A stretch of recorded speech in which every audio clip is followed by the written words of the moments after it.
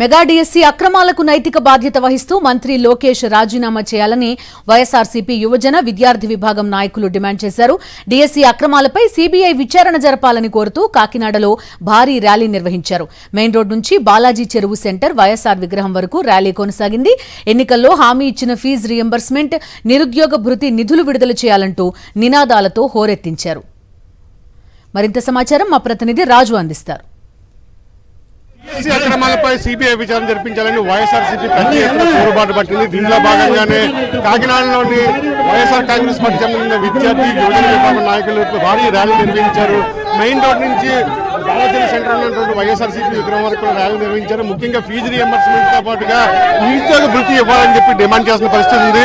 ప్రస్తుతం మనతో యువజన విభాగం విద్యార్థి విభాగం నాయకులు ఉన్నారు. చెప్పండి, ఇవాళ ప్రధానంగా ఏం డిమాండ్ చేస్తున్నారు మీరు? ఈ రోజు మా అధ్యక్షుల వారు శ్రీ వైఎస్ జగన్మోహన్ రెడ్డి గారి పిలుపు మేరకు ఆంధ్ర రాష్ట్ర వ్యాప్తంగా ప్రతి జిల్లాలో వేలాది సంఖ్యలో ఈరోజు యువకులంతా బయటికి రావడం జరిగింది. మా ప్రథమ డిమాండ్లు ఏంటంటే, ఈరోజు మనకి ఏదైతే 2025 మెగా డిఎస్సీ ఏదైతే అందులో తప్పులు ఏదైతే జరిగాయో దాని మీద వెంటనే సిబిఐ విచారణ అన్న జరిపించాలి. అదొకటే కాదు, ఖచ్చితంగా నారా లోకేష్ వెంటనే కేబినెట్ నుంచి తొలగించాలి. ఆయన వెంటనే రాజీనామా చేసి మాకు యువకులందరికీ కూడా విద్యార్థులందరికీ కూడా ఆయన సమాధానం చెప్పాలని చెప్పి ఈ సందర్భం డిమాండ్ చేస్తాను. చెప్పండి, ఫీజు రియంబర్స్మెంట్ కానీ నిరుద్యోగ భృతి కానీ ఎన్నికల ముందు ఇస్తామని చెప్పి దగా చేశారు. ఏ విధంగా ఫ్యామిలీస్ బాధపడుతున్నాయి? ఈరోజు జగన్మోహన్ రెడ్డి గారు ప్రవేశపెట్టిన పథకాల్లో వీళ్ళ పేరు మార్చి అమలు చేస్తున్నారు. అది కూడా పూర్తిగా అమలు చేయట్లేదు. అమ్మఒడిని, తల్లికి వందనం అని అరాకొరాగా ఇచ్చారు. విద్యా దీవెన లేదు, వసతి దీవెన లేదు.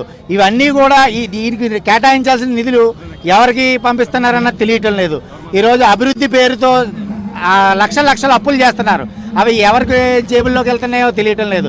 అందులో కొంత తీసి ఈ పథకాలకు అమలు చేసినా ప్రజలందరూ సంతోషంగా ఉంటారని మేము దాని గురించి ఈ అట్ల మీద విచారణ జరిపించి, డిఎస్సీ మీద అన్నింటి మీద విచారణ జరిపించి లోకేష్ గారిని రాజీనామా కోరుతున్నాం.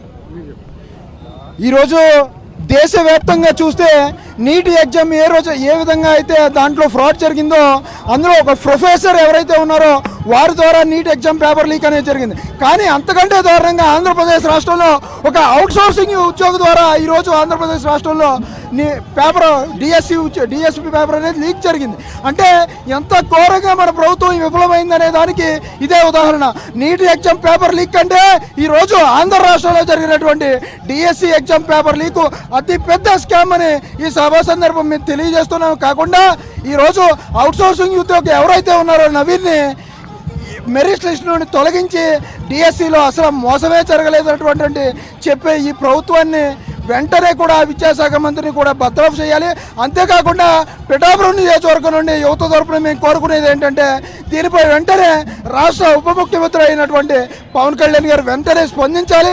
ఈ రోజు వరకు కూడా ఆయన స్పందించకపోవడం చాలా దురదృష్టకరం అని చెప్తున్నాం. ఇప్పుడు ఫీజు రియంబర్స్మెంట్ స్కీమ్ ద్వారా ఎంతో మంది పేద ప్రజలకి మధ్యతరగతి కుటుంబాలకి ఎంతో అన్యాయం జరుగుతున్నటువంటి విషయం మనందరికీ తెలిసిందే.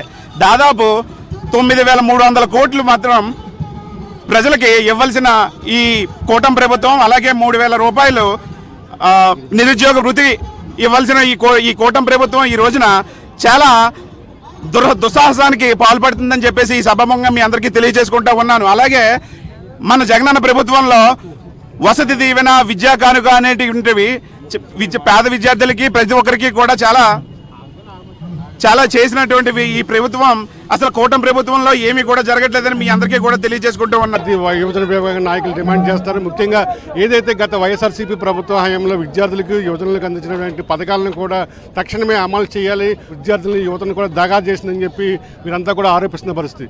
వీళ్ళు శ్రీనివాస్తో కలిసి కరస్పాండెంట్ రాజు, సాక్షి టీవీ, కాకినాడ నుండి. మరిన్ని అప్డేట్స్ కోసం ఛానల్ ను సబ్స్క్రైబ్ చేయండి. నోటిఫికేషన్స్ కోసం బెల్ ఐకాన్ పై క్లిక్ చేయండి.